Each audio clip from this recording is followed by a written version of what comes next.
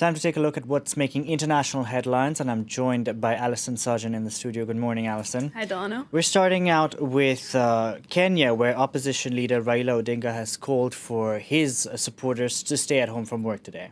That's right. Odinga continues to contest the results of the election, despite violence that has broken out in many slums. He gave a speech to his supporters yesterday, and many were hoping he would call for calm, but that was not the case. You can see on the front page of the Daily Nation, Kenya's most widely circulated newspaper, he told his supporters to boycott work today and to wait until Tuesday when he says he will give them further instructions. Now, in its editorial, the Daily Nation says, look, people have already been largely kept away from work due to the upheaval of the past week, and it's now time to let Kenyans actually get back to work. The paper says Odinga's calls are inappropriate and that the country is traumatized from the events of the past several days. It urges Odinga to pursue the case in court.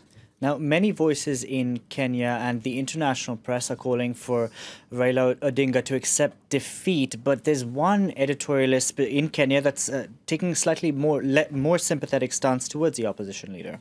Yeah, this is an interesting piece written by a political analyst in Kenya's other main newspaper, The Standard. This writer in some ways defends Raila Odinga, saying he could be thought of as a victim of a society in which people really still vote along ethnic lines. She writes that in Kenya, if you do not represent a populous ethnic group, you have zero chances of becoming president.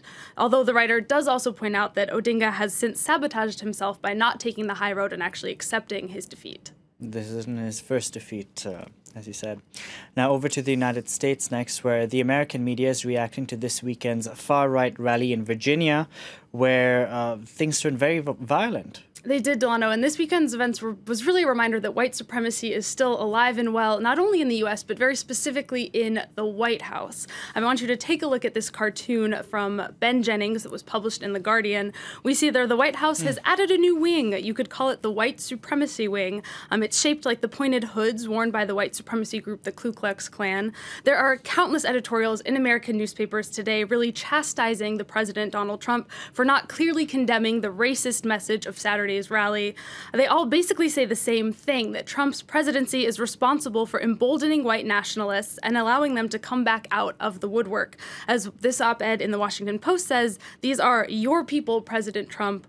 Don't act like you don't know them. So the president not taking a firm hand on these groups, but many American media outlets are.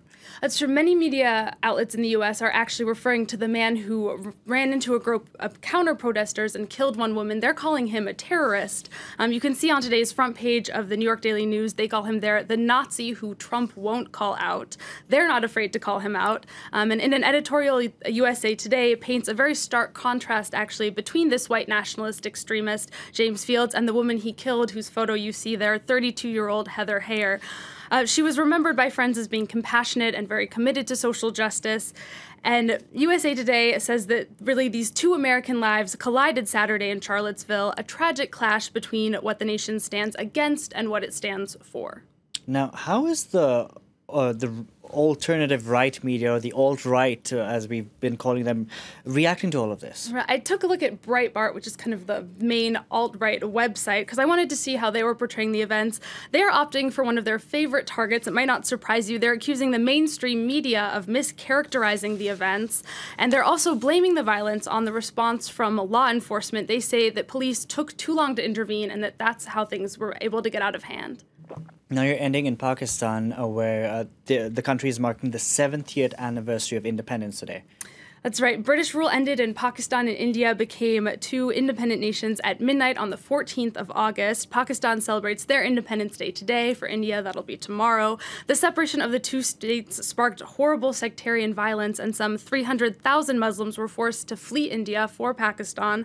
The front page of Pakistani paper The Dawn, on their front page today, we see a photo of two Muslims at a refugee camp in Delhi. There they are waiting to go to Pakistan. A lot of the press today is looking back really at the violence of that time, but I decided instead to pull out a more positive piece. This one is about a group that is recording Indian and Pakistani artists singing each other's national anthems. If you want to listen, the group is called Voice of Ram on Facebook, and The Dawn has links to their videos as well in this article. And the group says, when we open our borders to art, peace comes along. Very nice. Alison Sargent, thank you very much for that. That's it for this edition of Live from Paris. Thank you very much for watching.